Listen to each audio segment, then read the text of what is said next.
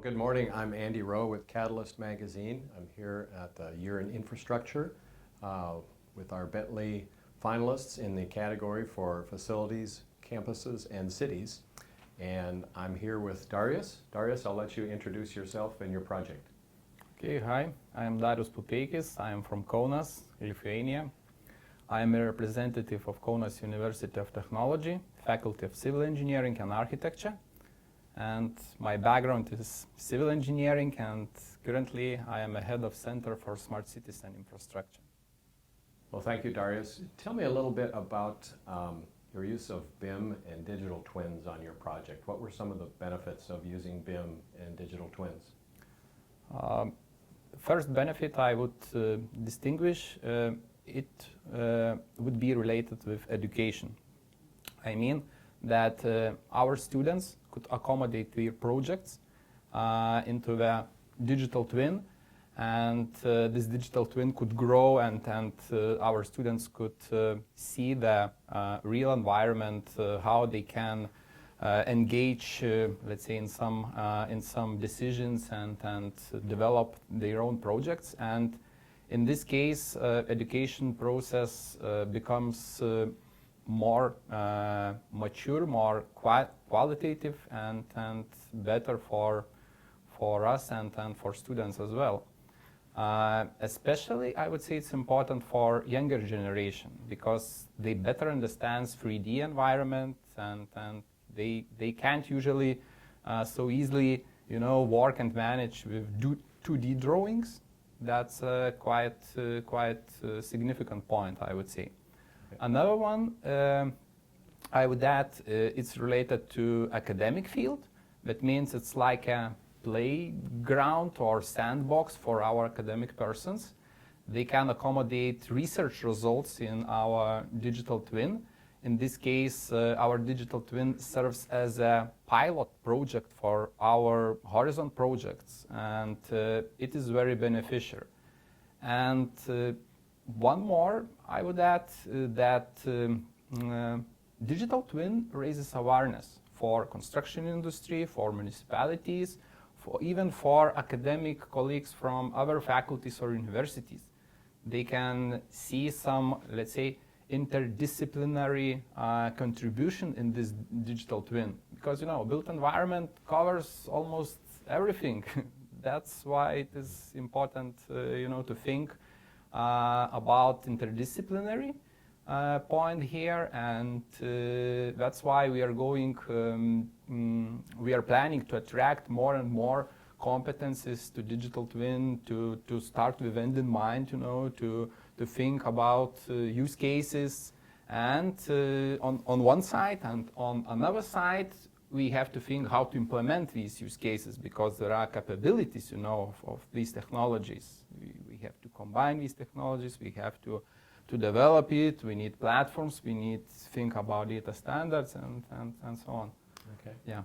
So as you were modeling your campus, you had to encounter some challenges. What were some of those challenges in building this massive model, and how did you address those challenges? Yeah, the main challenge, I would say that it is related with interoperability. I mean, the lack of implementation of, let's say, common standardized data formats into the software. It's quite a crucial point here, especially the semantical part, because we have a geometrical representation, which could be like a 3D mesh, which could provide, for example, geometry, which could provide aesthetics. If we are talking about BIM, it could bring distinct elements. It's important as well, because you can pick some specific object. You can select window, wall, or roof structure, etc. It's important. But it's geometry, probably it's not the most significant challenge. The most significant challenge from an interoperability point of view, it's related to semantics. I mean, standardized classes, attributes, their types, because if we take built environment, usually it is related with a huge variety of software packages, you know, different kind of native data formats, and their data structures are different. That means somehow we have to map these data structures, and it is the most significant challenge here. Of course, there are some more related with big data sizes and things like that, different protocols, but the main, I would say, it's interoperability. Interoperability. Yes. In addition to that challenge, if you do drill down into the geometry, what were some of the most intricate portions of the campus you had to model? What made them difficult? I think the most detailed project, it's one of the most modern buildings in our campus. It's MLab. It's a prototyping laboratories building, and which we developed from the scratch, let's say. We created BIM model, we made some reality scannings, LiDAR scannings. We are going to enrich it with sensors, hundreds of sensors concerning indoor air quality, opening, close sensors, energy consumption, and so on. Yeah. Very detailed. Yeah, it's quite detailed because we cover it not only architecture of building, you know, walls, windows, and that's it, but we included structures.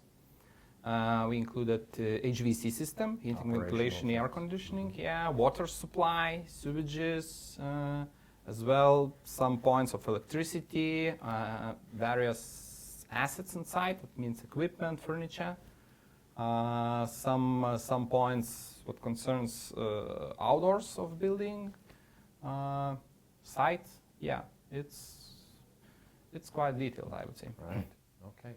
Anything else you'd like to share about your project?